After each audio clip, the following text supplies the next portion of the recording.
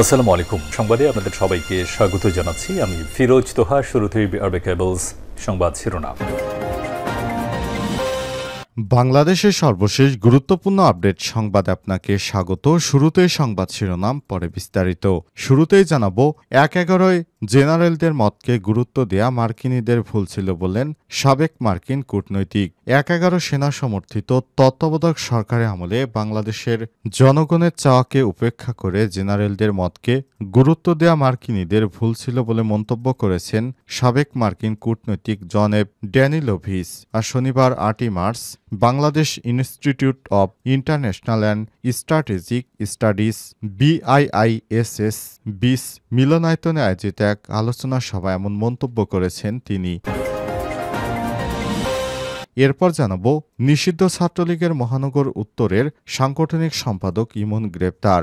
বৈষম্যবিরোধী ছাত্র জনতার উপর হামলার মামলায় নিষিদ্ধ সংগঠন ছাত্রলীগের মহানগর উত্তরের সাংগঠনিক সম্পাদক মোহাম্মদ ইমন হাসান ৩৬কে গ্রেপ্তার করেছে পুলিশ। আজ রাতে রাজধানীর শাহজাদপুর এলাকা থেকে তাকে গ্রেপ্তার করা হয়। এদিকে এখন থেকে কেউ সমন্বয়ক পরিচয়ে চাঁদাবাজি করলে পুলিশকে ধরিয়ে দিন।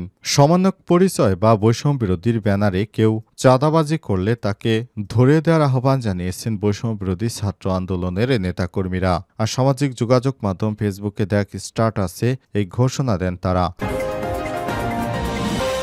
এবারে জানাবো, ফ্যাসিবাদী শাসন ফেরার পথ রুদ্ধ করবে পিআর পদ্ধতি। কূটনৈতিকদের সম্মানে ইফতারে জামাতের আমির। ঢাকায় নিয়োজিত বিভিন্ন দেশের কূটনৈতিকদের সম্মানে ইফতারের আয়োজন করে বাংলাদেশ জামাত ইসলামের আমির ডক্টর শফিকুর রহমান। আজ রাজধানীর গুলশানের হোটেল ওয়েস্টিনে এই ইফতার অনুষ্ঠিত হয়। এবারে জানাবো, চট্টগ্রামে শ্রমিক দলের ইফতার মাহফিলে হাতাহাতি। চট্টগ্রামে শ্রমিক দলের ইফতার মাহফিল চেয়ারে বসাকে কেন্দ্র করে বিএনপির দুই গ্রুপের সমর্থকরা সংঘর্ষে জড়িয়ে পড়ে। সময় ভিডিও ধারণ করতে গেলে যমুনা টিভির ক্যামেরা পার্সন মোহাম্মদ সুজনকে মারধর করা হয়েছে। এবং সর্বশেষ জানাবো, চীন পাকিস্তানের সঙ্গে যুদ্ধের আশঙ্কা ভারতের। সাক্ষাৎকারে জানালেন ভারতের সেনাপ্রধান। চীন ও পাকিস্তান দুই প্রতিবেশীদের সঙ্গে যুদ্ধের আশঙ্কা রয়েছে ভারতের। শনিবার ভারতীয় গণমাধ্যম ইন্ডিয়া টুডের এক সাক্ষাৎকারেই উদ্বেগ প্রকাশ করেছেন ভারতের সেনাপ্রধান জেনারেল উপেন্দ্র দ্বিবেদী। তিনি বলেছেন, আমাদের প্রতিবেশী ওই দুই দেশের মধ্যে উচ্চ পর্যায়ের যোগ সাজেশ রয়েছে। প্রিয় দর্শক, এতক্ষণ শুনছিলেন সংবাদ শিরোনাম, এবারে বিস্তারিত। তবে তার আগে বন্ধুরা, অনুরোধ থাকবে সংবাদটিতে একটি লাইক দিন। এই চ্যানেলে আপনি নতুন হয়ে থাকলে আমাদের সংবাদটি দেখতে দেখতে চ্যানেলটি সাবস্ক্রাইব করে রাখুন। কমেন্ট করে বন্ধুরা আপনার মূল্যবান মতামত জানিয়ে দিন আপনি বিশ্বের কোন দেশ থেকে বা বাংলাদেশের কোন স্থান থেকে আমাদের সংবাদটি দেখছেন এবং শুনছেন। এবারে বিস্তারিত। ১/১১-র সময় জেনারেলদের মতকে গুরুত্ব দেয়া মার্কিনীদের ভুল ছিল বললেন সাবেক মার্কিন কূটনৈতিক। ১/১১-এর সেনা সমর্থিত তত্ত্বাবধায়ক সরকারের আমলে বাংলাদেশের জনগণের চাওয়া পাওয়া উপেক্ষা করে জেনারেলদের মতকে গুরুত্ব দেয়া মার্কিনীদের ভুল ছিল বলে মন্তব্য করেছেন সাবেক মার্কিন কূটনীতিবিদ জন এফ ড্যানিলোভিচ। শনিবার ৮ই March Bangladesh institute of international and strategic studies BIISS ২০ মিলনায়তনে আয়োজিত এক আলোচনা সভায় এমন মন্তব্য করেছেন তিনি। বাংলাদেশের দায়িত্ব পালনকারী যুক্তরাষ্ট্রের সাবেক উপরাষ্ট্রদূত বলেন, ২০০৭ থেকে ৮ সালে যুক্তরাষ্ট্রের বড় ভুল করেছিল মার্কিন সাবেক কূটনৈতিক হিসেবে আমি এটি প্রথম স্বীকার করছি। তবে রাষ্ট্রদূত প্যাট্রিসিয়া বিউটেনিস কিংবা আমার সহকর্মীরা ১/১১-র ঘটাননি। কোনো গোপন কফি গ্রুপ বাংলাদেশের জনগণকে তা বাস্তবায়নের নির্দেশ দিয়েছিল এমনটা আমি মনে করি না। তবে ৯০ সালে গণতন্ত্রের যে অঙ্গীকার করা হয়েছিল তা থেকে বিচ্যুতি ঘটেছিল। জন এফ ড্যানিলোভিচ আরও বলেছেন, বাংলাদেশকে গণতন্ত্রের পথে ফিরে আনতে মৌলিক সংস্কার প্রয়োজন। ১/১১-র সময় জেনারেল ও ব্রিগেডিয়ারদের মতকে গুরুত্ব দেয়া হয়েছিল। বাংলাদেশের জনগণ কি চায় সেটিকে প্রাধান্য দেয়া হয়নি। আমরা নাগরিক সমাজ, রাজনৈতিক দলের সঙ্গে কথা বলেছি, তত্ত্বাবধায়ক সরকারের সঙ্গে কথা বলেছি, কিন্তু আমরা সেনাবাহিনীর কথাই বেশি শুনেছি। হয়তো সে কারণে গণতন্ত্র উত্তরণ নিয়ে যে প্রত্যাশা ছিল তা বাস্তবায়িত হয়নি। নতুন করে যুক্তরাষ্ট্র আর কোনো দলের ফাঁদে পা দেবে না বলেও জানান তিনি। নিষিদ্ধ ছাত্রলীগের মহানগর উত্তরের সাংগঠনিক সম্পাদক ইমন গ্রেপ্তার। বৈষম্যবিরোধী ছাত্র আন্দোলনে শিক্ষার্থীদের উপর হামলাকারী ছাত্রলীগের নিষিদ্ধ সংগঠনের মহানগর উত্তরের সাংগঠনিক সম্পাদক মোহাম্মদ ইমন হাসান ৩৬কে গ্রেপ্তার করেছে পুলিশ। শুক্রবার ৭ই মার্চ গভীর রাতে রাজধানীর শাহজাদপুরের বাঁশতলা এলাকা থেকে তাকে গ্রেপ্তার করে ডিএমপির গুলশান থানা পুলিশ। গুলশান থানার বরাতে ডিএমপির মিডিয়া অ্যান্ড পাবলিক রিলেশনস বিভাগের উপপুলিশ কমিশনার ডিসি মোহাম্মদ তালিবুর রহমান বিষয়টি নিশ্চিত করেছেন। পাকা রাস্তার উপর অসংখ্য ছাত্র জনতা বৈষম্যবিরোধী শান্তিপূর্ণ আন্দোলনে পিস্তলসহ বিভিন্ন রকমের অস্ত্রশস্ত্র দিয়ে নিষিদ্ধ সংগঠনের সম্পাদক ইমন সেদিন শিক্ষার্থীদের উপর গুলি করেছিল। অনেক শিক্ষার্থীকে তিনি হত্যা করেছিলেন। তার নির্দেশেই বৈষম্যবিরোধী ছাত্র আন্দোলনের শিক্ষার্থীদের উপর এ ধরনের নারকীয় হত্যাকাণ্ড চালানো হয়।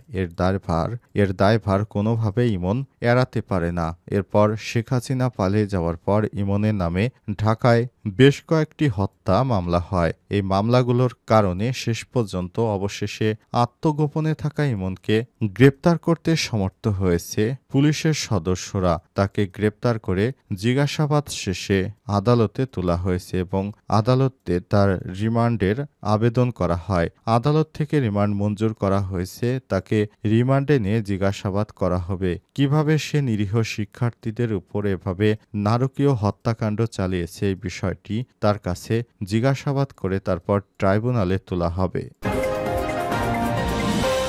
কেউ যদি সামান্য পরিচয় দিয়ে চাঁদাবাজি বা দুর্নীতি যে কোনো ধরনের অপরাধ করে তাহলে তাকে ধরিয়ে দেওয়ার নির্দেশ দিয়েছে বৈষম্যবিরোধী ছাত্র আন্দোলনের অন্যতম সমন্বয়ক এবং এক দফার ঘোষণা দেওয়ার অন্যতম জনক নাহিদ ইসলাম এবং জাতীয় নাগরিক পার্টি এনসিপির প্রধান। আজ তিনি সংবাদ সম্মেলনে একটি স্ট্যাটাসে সব বিষয়টি জানিয়েছেন। স্ট্যাটাসে বলা হয়েছে, সমন্বয়ক পরিচয় কেউ যদি বৈষম্যবিরোধী ছাত্র আন্দোলনের ব্যানার এসে চাঁদাবাজি দখলদারিত্ব সহ যে কোনো ধরনের অপরাধের সঙ্গে যুক্ত হলেই তাদেরকে পুলিশের হাতে সুপার্দ করতে হবে। এখন আর বৈষম্যবিরোধী ছাত্র আন্দোলনের কোনো নেতা নেই। এখন শিক্ষার্থীরা নতুন করে রাজনৈতিক দল, শিক্ষার্থীদের নতুন রাজনৈতিক দল জাতীয় নাগরিক পার্টি বা ন্যাশনাল সিটিজেন পার্টি এনসিপি সংক্ষেপে শিক্ষার্থীরা নতুন রাজনৈতিক দল গঠন করেছে। সুতরাং এই অবস্থায় এখন আর বৈষম্যবিরোধী ছাত্র আন্দোলনের নেতাদের যে প্ল্যাটফর্ম ছিল সেই প্ল্যাটফর্মটি বর্তমানে অকার্যকর হয়ে পড়েছে।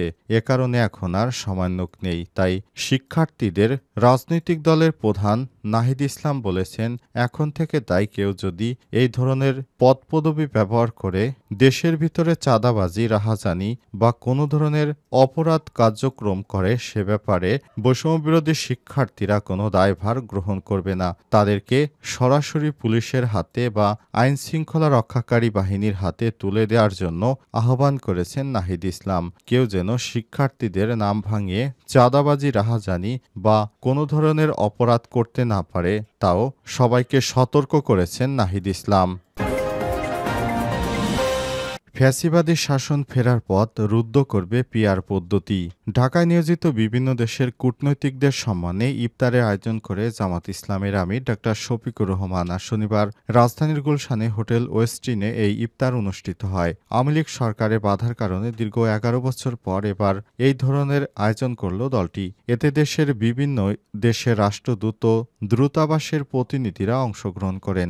জামাতের আমির ডা শফিকুর রহমান ইফতার মাহফিলে অংশ নেয়া কূটনৈতিকদের সঙ্গে কুশল বিনিময় করেন। ইফতার শেষে অতিথিদের নিয়ে নৈশভোজেও অংশ নেন জামাতের আমির। ইফতারের আগে দেয়া শুভেচ্ছা বক্তব্যে জামাতের আমির ডা শফিকুর রহমান বলেছেন, জামাত ইসলাম দীর্ঘদিন ধরে বিদেশি বন্ধুদের সম্মানে ইফতারের আয়োজন করে ঐতিহ্য ধরে রেখেছিল, কিন্তু ২০১৪ সালের পর থেকে আওয়ামী লীগ সরকার আমাদের এসব আয়োজন করতে দেয়নি। এমনকি কিছু অনুষ্ঠানের জন্য ভেন্যু বুকিং ও অতিথিদের আমন্ত্রণ জানানো হলেও শেষ পর্যন্ত সরকারের বাধার কারণে আমাদের সে সব কিছু বাতিল করা হয়েছে। এ সময় তিনি আরো বলেন, রমজান শুধু সিয়াম সাধনার মাস নয়, এটি আত্মশুদ্ধি, আত্মসংযম ও নিবেদন করার মাস।